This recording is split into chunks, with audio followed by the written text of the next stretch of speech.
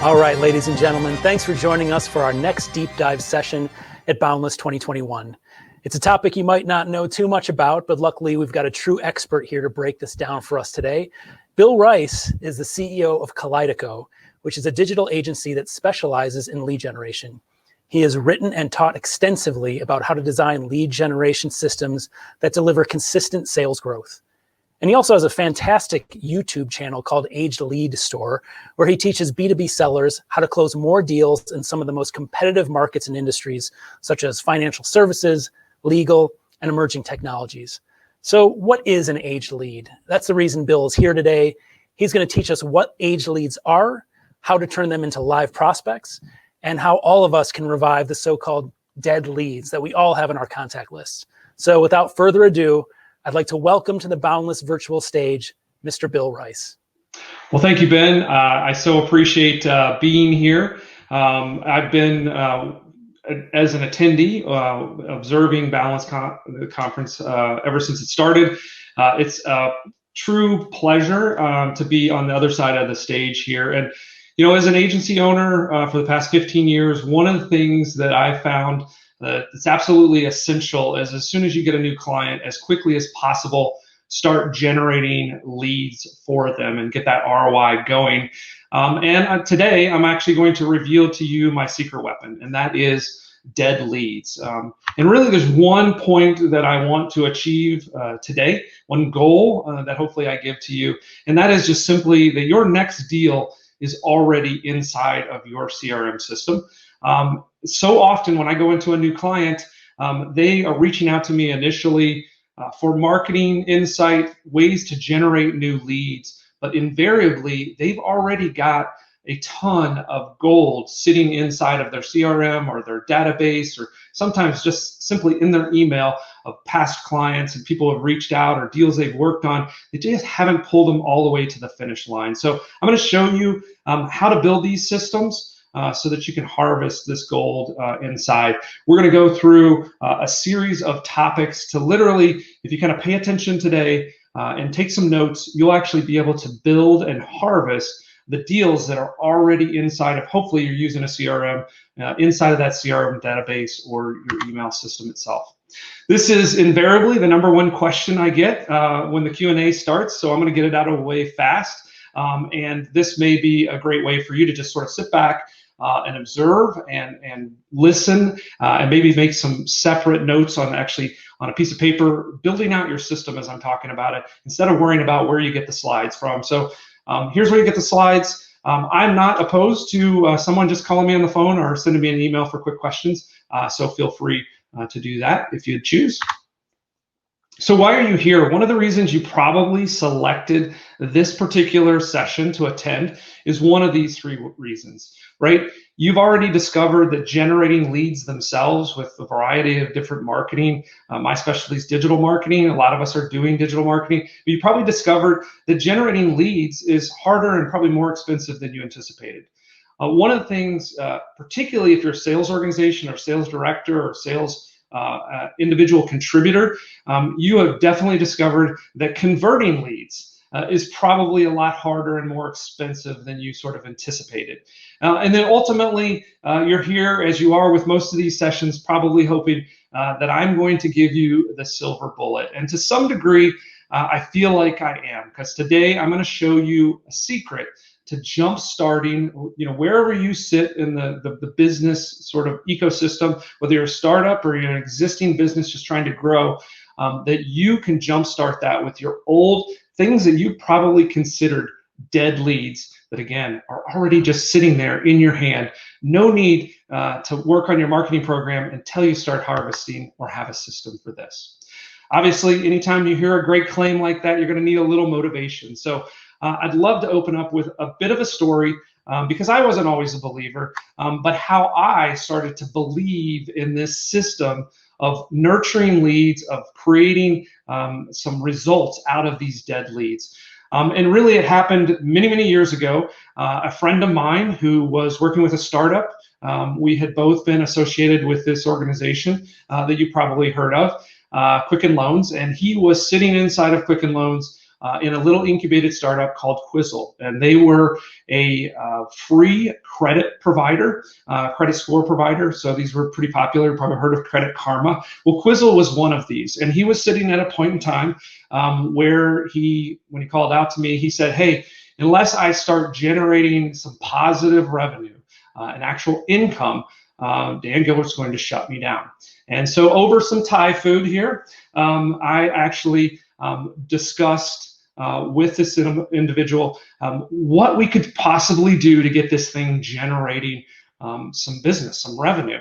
And as we went through that process, I always sort of survey, what do you have in hand? And at that time, most of my focus was around SEO and PPC and literally generating demand with typical digital marketing.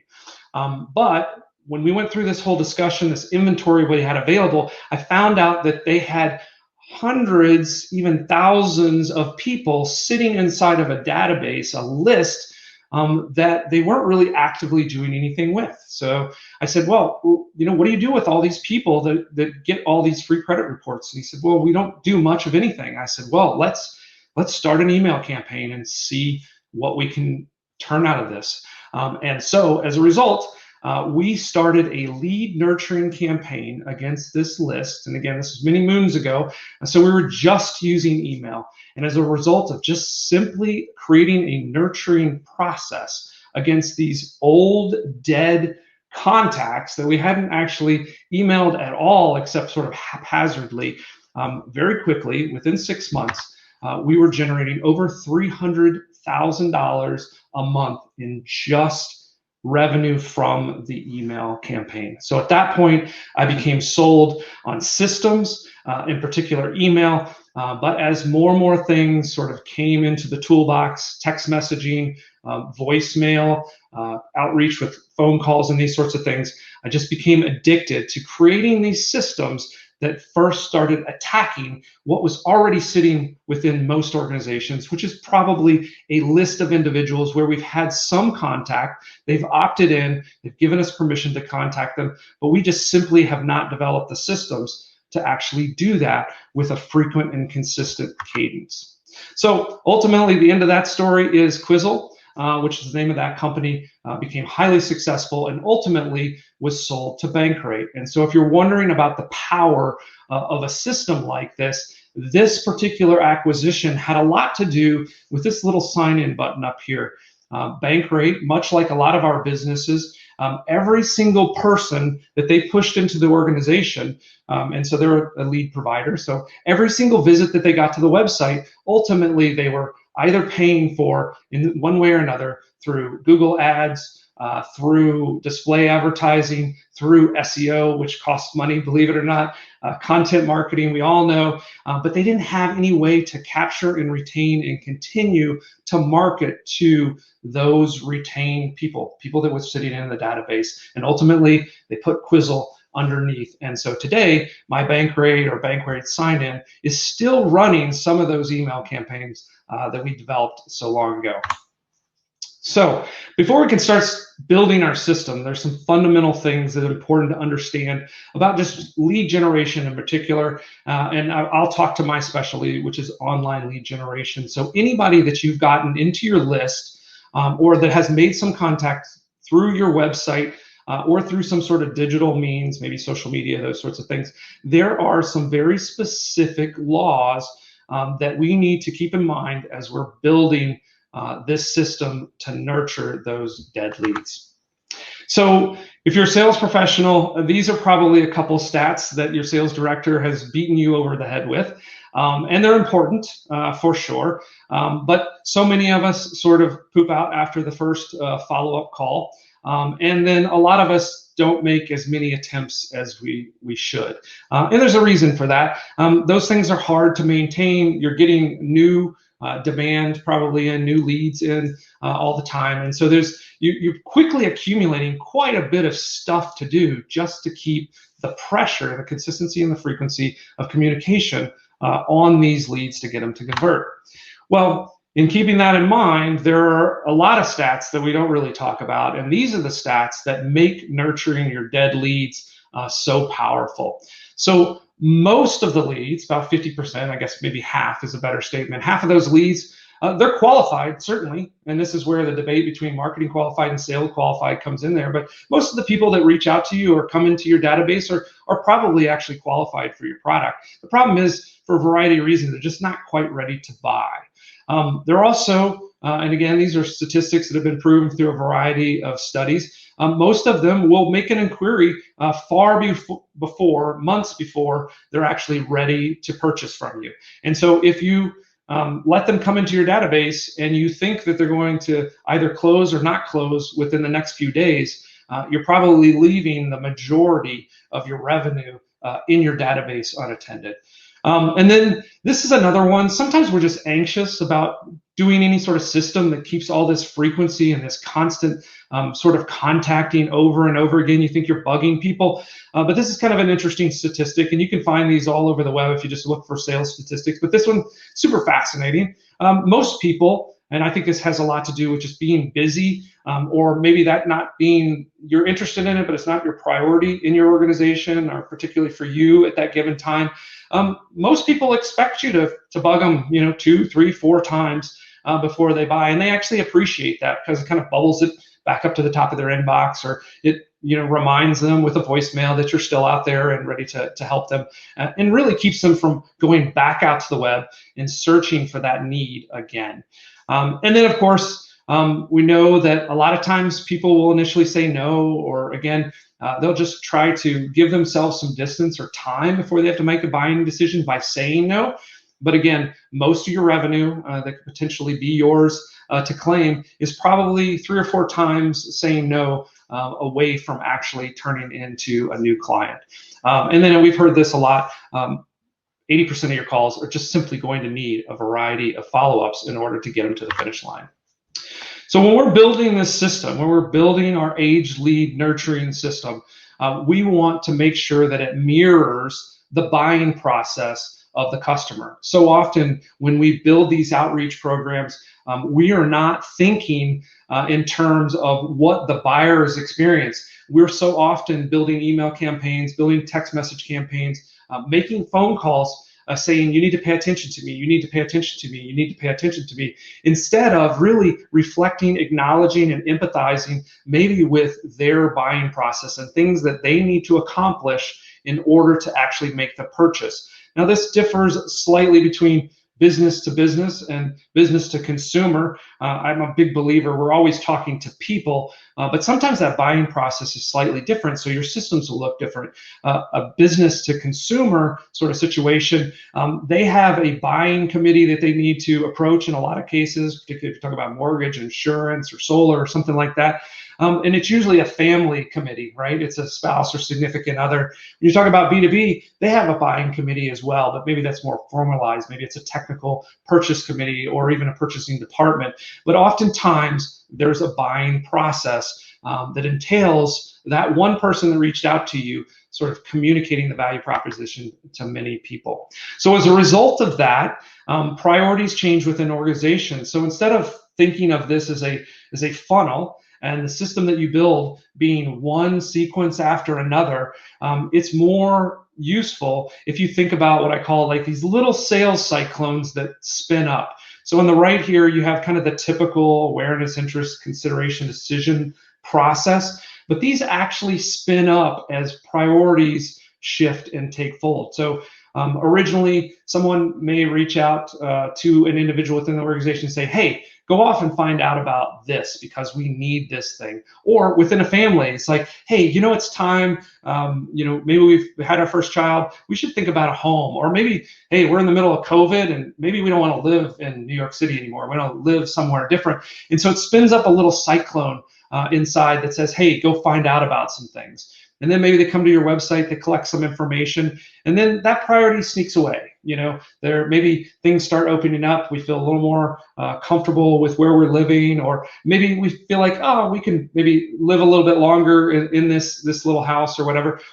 maybe we can exist with the manual process that we're doing within our organization. We don't have to quite invest in a piece of software yet. And so that cyclone spins down and goes into hibernation. And then they re-encounter, right? And so now the urgency increases. So the whole point of this is, instead of sort of linearly going down this and you starting to bug them over and over again because of the initial query, you think they must either they've gone to somebody else, or maybe I said something or whatever. Don't get all wrapped up in that. Just realize that these sort of buying decisions spin up and spin down, and you want to be around them. And that's what kind of is represented with all these different sort of mechanisms to keep yourself top of mind. And then one thing that we find that's super fascinating is oftentimes someone who ultimately becomes a client will often inquire with us multiple times. So one lead might actually turn into 3 or 4 leads, and that's okay. It may take 3 or 4 leads before they actually end up closing with you. Here's another thing when you're actually designing these systems that I think is super important to keep in mind, particularly as it concerns web leads or internet leads. When someone actually reaches out to and inquires, about 70% of the decision has been made. There has been some discussion, whether it's on the consumer side or it's on the actual business side. Someone's already sort of made a decision that we have a problem or we have a challenge and we need a solution. And they've probably decided what they need. It's really taking that last 30% to convince them that, hey, I'm going to get the value back out of it. I'm going to get my money back out of it. It's worth it. We're at the right point in time to make this decision. That's really what you're trying to close. But so often when I see sales folks or even marketing folks warming up leads or building nurturing cycles, they're so focused on convincing them that they actually need the product, when actually what they should be doing is asking them, what do you need from me next in order to move forward in the decision? So by the time you have that lead, they probably already decided they're going to buy that software or they're going to buy that type of product. All you need to do is help them through that last process of actually getting to the product or convincing them or waiting for the actual urgent need. So there is a difference between interest and yes, and I like to use lots of statistics and I like to use lots of examples from industry. Even though a lot of us are probably not dealing with e-commerce, e-commerce tracks everything down to the minuscule. So I like using this as an understanding of how people make decisions. So if you look at cart abandonment, about 70% of the people that put something in a cart will actually just peace out and take off from there. In mobile, which a lot of things, even on the B2B and the B2C side for maybe more complex products that a lot of us are selling, that rate, they're still doing that on mobile, and that number raises to 80%. So people make an inquiry or reach out to you with some intention to gather some information, probably even to buy, but 70 to 80% of those people will certainly not buy immediately. Now, here's the fascinating part, and this is why building these age lead nurturing systems are so important, because the journey is just beginning to actually get them to the buyer, not to make the buying decision, but to actually turn them into a buyer. So if you do reach out to those cart abandonments, 45% will open the email. So if you get a lead through a web form or someone calls you, you instantly have sort of a warm lead. 45%, who gets a 45% open rate on emails for most lists? That's a really high number. So if they reach out, if they've inquired, they're sort of expecting that you will reach back out to them. They know who you are, they're waiting for the email, they're paying attention. 21% of them, again, this probably depends on when they actually enter the urgent cycle of this decision, they'll go ahead and open it. Who gets a 21% open rate? Again, super high numbers. So it shows the value of these aged leads and reaching back out to them. Don't be shy about reaching out to them. They will be responsive. And then 18% of those convert into sales. So think about this. If your sales process right now is to take an inbound lead, call it a couple times, and then call it or mark it dead, and you don't continue marketing to this, you are definitely lowering your percentage of close by a significant percent. So 18% of those people, 18% of the dead leads sitting in your database will probably convert if you build one of these systems. So convinced, hopefully, I've made my case. So let's go get some of those sales. really, ultimately, we're building a system, and so much of what we do in sales is just kind of repetitive, doing the same thing over and over again until we hit that mark when the person on the other end of that communication is urgent and ready to step into the buying cycle. So this is a reflection of that. If you're in sales, this is from a buddy of mine. This is kind of the way that he pictures the sales environment or our life as a salesperson. We're constantly in this cycle where somebody makes an inquiry to us, we get into a conversation. As a result of that conversation, could be email, could be text, could be a live phone, could be a Zoom call. We're going to ultimately come to some agreement as to some next steps, or there's going to be some things that we need to follow up. Even if it's a cold call, they're probably going to say, hey, send me something. So there's some outcome out of that. And then we go into this quiet part of the cycle again, where we're in this nurturing phase. And this is where a lot of times things break down, this side of the fence. We don't continue going down this cycle. And if you look at this whole cycle, he's done a nice job. About 3/4 of our life is low skill, very task oriented, and super boring. But guess who does all of these sorts of things really well? Automation, or even if it is manual for a period of time, creating a system so that it's really, we don't have to think about it too much. We just got to click the buttons and move things along is super powerful, because with any lead, we're going to go around this circle over and over and over again. So what causes the death of a salesperson? No salesperson ever leaves or gets burned out because they're making too many sales calls, or they're on the phone with clients, or they're emailing engaged clients, or text messaging engaged clients too much. No one gets tired of that. The problem is all of those incremental tasks, data entry, repetitive activities, getting negative feedback from people when you do reach out to them. That's just the nature of things. Those are the things that kill us as salespeople. So by building one of these systems, you can offload that either to a system you don't have to think about, and you just do because you've set up all the little steps along the way and you just keep doing them over and over again. Or hopefully you've created some sales automation in your CRM. And this is really the secret of that, is building these one-touch lead nurturing segments. Because again, one of the mistakes a lot of people do when they start building these sequences is they just build one sequence. I get a lead, hey, pay attention to me, hey, pay attention to me, hey, pay attention to me, hey, pay attention to me, instead of setting up maybe a pipeline, as it would be like a nutshell, or building up a sequence that, hey, when this person enters this stage, I want to trigger this sort of communication. And then if for whatever reason I'm able to move them to a different stage, I want to start a different kind of conversation with them. But that transition should be no more than one click, and sometimes it can be even automated.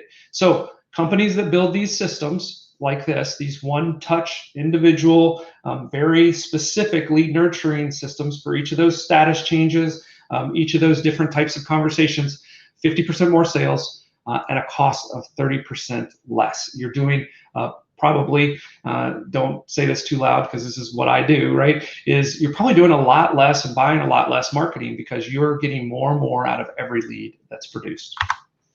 So let's look through some real campaigns.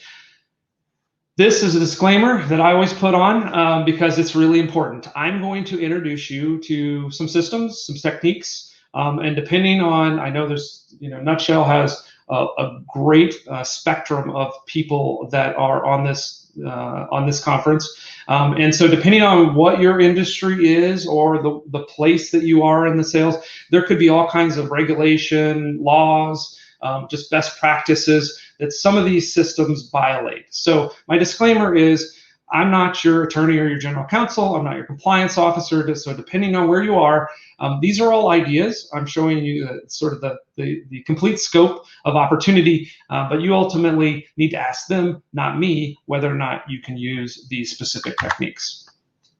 All right, so again, another thing that I'm going to do here is I'm going to use some marketing techniques, and I'm going to use some things that can be generalized. So you can do a lot of these things with email, with Facebook, with Google Ads, but the concepts are the same.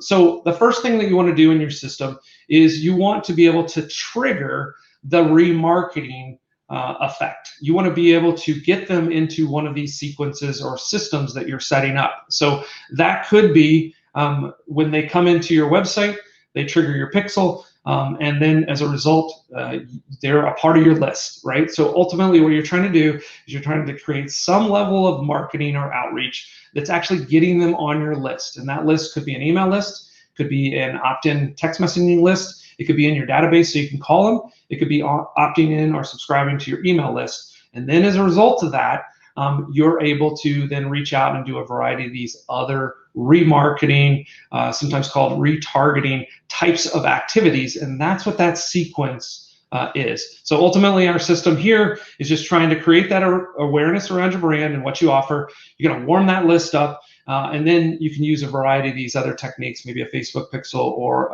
a Google remarketing, in order to actually sort of accumulate the list. Now, these are live examples. Now, most of our customers sit in, the mortgage or insurance, financial services, law firms, and that sort of thing. So a lot of times, the way that we actually build these nurturing systems is through Facebook. But you can look at these, and we can apply these principles to live examples. This is how we do it in Facebook. But you easily do the same exact thing in email. You could even do this with text messaging.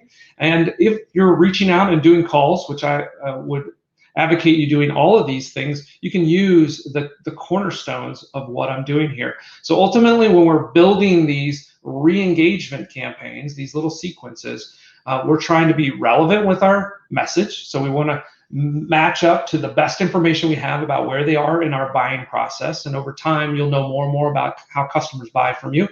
You want to do something that interrupts, they call it pattern interruption, but you want to interrupt what they're doing. So anything that's in that channel, if you're sending them an email, you want your email to look different from all the other emails. And one of the best ways to do that as a marketing or salesperson is to make that email look like it's a buddy's sending them an email, right? Super simple, maybe 1 or 2 lines at the most, really engaging, interesting subject line, but make that look less like sales, less polished like marketing, and look more like an email from a buddy, or just having a human-like conversation.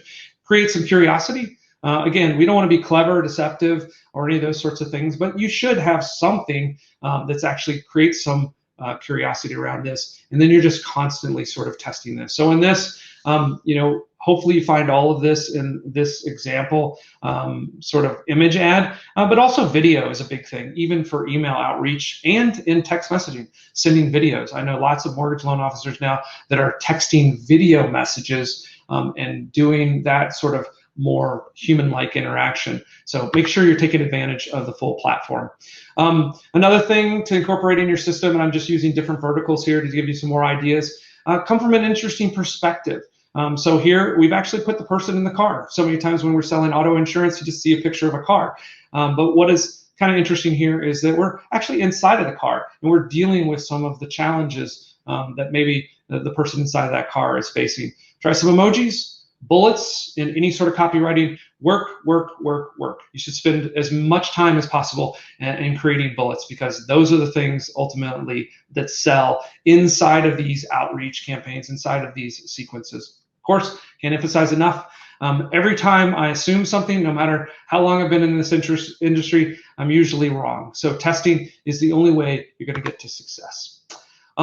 Another thing, solar is kind of interesting in the perspective that solar, one of the toughest things about selling solar is overcoming the friction of how much it costs, how it works, just knowledge and research. So hitting that friction hard on. So in this case, you should do the math, right? So a lot of times people think that it doesn't pay back. And so a solar installer would probably say that the math does work. And so go ahead, hit that friction head on, show that it's simple. Show that everything that they think is so complex could be boiled down to something simple. Video, one thing I highlight here is whenever you're doing video, particularly if you're doing it in Facebook or Instagram or anything, make sure the video works without sound, because about 70 to 80% of videos are watched without sound. So make sure it's just as impactful without the sound if you're going to use these kind of remarketing. This is the ideal scenario. We're actually blending several things together, and I'm going to show you exactly what the results of the difference of just kind of taking one way of doing these remarketing campaigns, of doing these email sequences or outreach sequences based on, again, the status, where they are in the buying process, having multiple of them so you can engage exactly where they are. If you mix and match the media, you use voice, text, and email, you're going to have some amazing results. Here's some of the techniques that I use, and whenever I'm building one of these systems, for each sequence or each part of the buying process, I actually try this kind of triple tack on the actual outreach. So I'm using, again, this is one of those, check with your legal and compliance officer, but I like ringless voicemail because almost every call ends in a voicemail anyway. So if I can do ringless voicemail, it just makes it more efficient. There's voicemail drops as well, but just good old fashioned making a phone call and talking, I advocate that as well. So leave a voicemail. Make that voicemail acknowledge the other things you're going to do in your sequence. So, hey, I'm reaching out to you. I'm getting ready to send you an email with all my contact information. Look for it. I'm getting ready to send you a text message with this in it.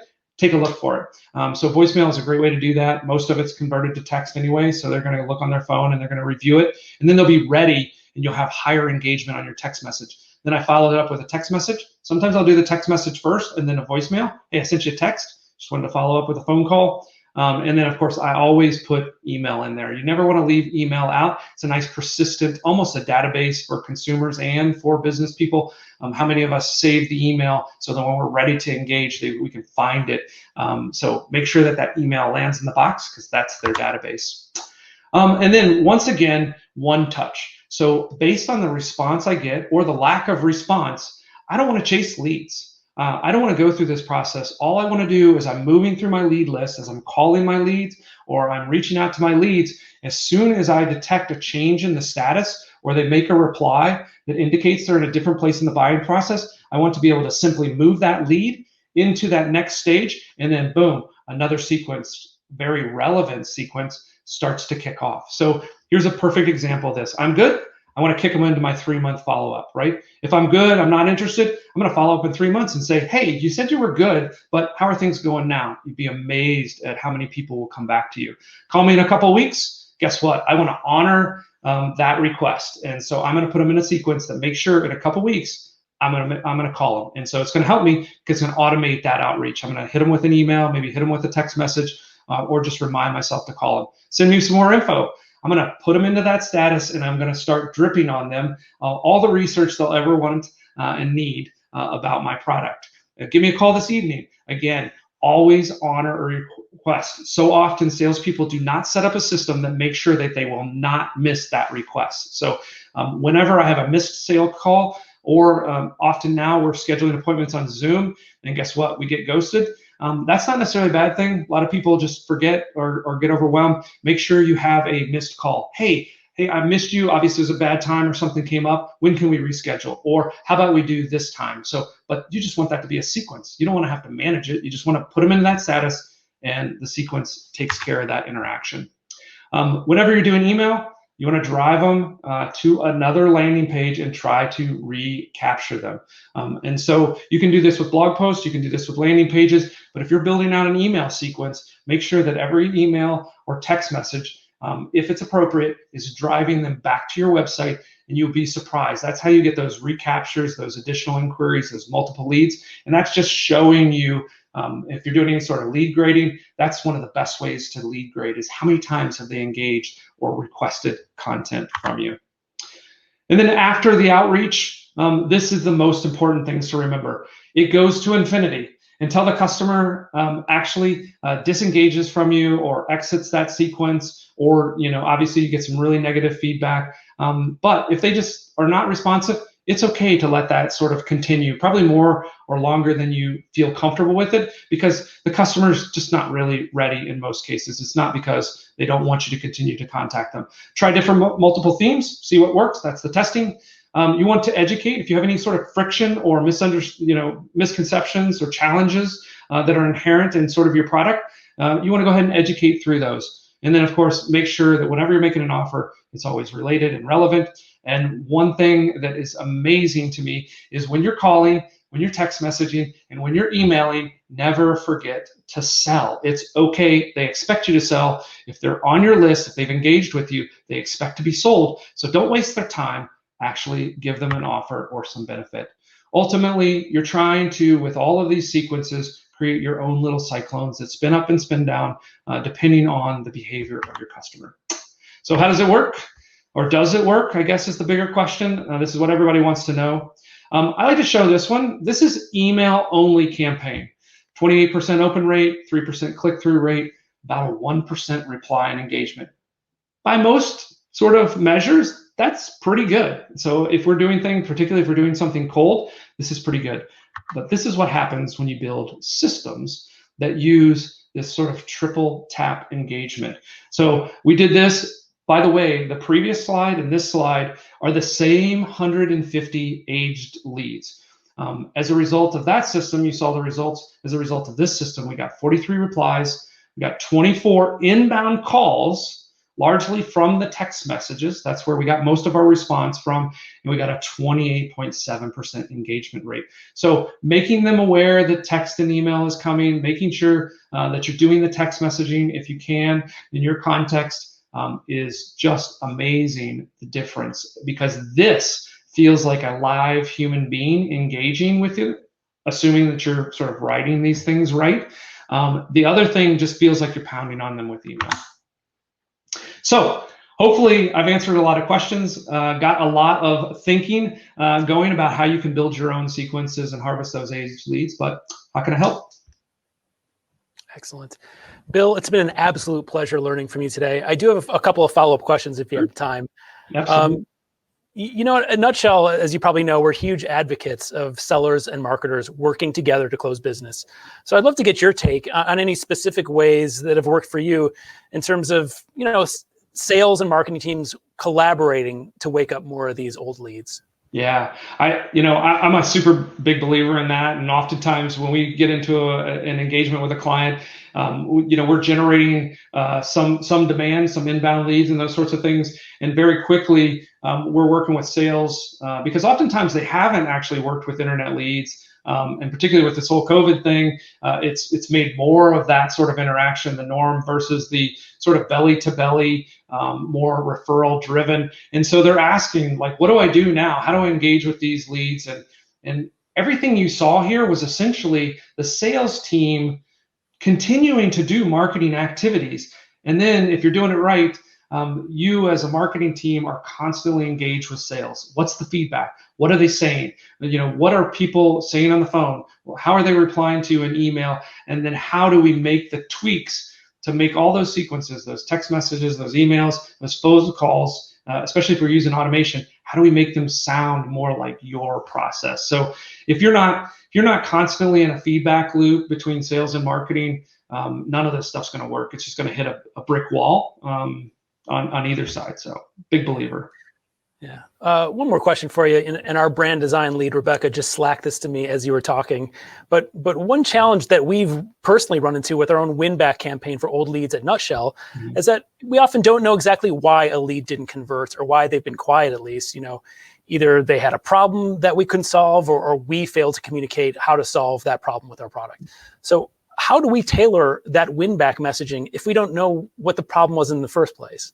Yeah, I mean, depending on when you're actually, building out the campaign or when you start the campaign, sometimes the most obvious but the most effective is just asking them the question. And also, I think giving them a feeling of the human, because a lot of times we have data that will make that outreach feel more human, right? So if you know when they sort of left when they became unresponsive, to say, hey, one of the favorite things that I did in running some mortgage age leads is that we would have mortgage inquiries that were maybe 6 months old.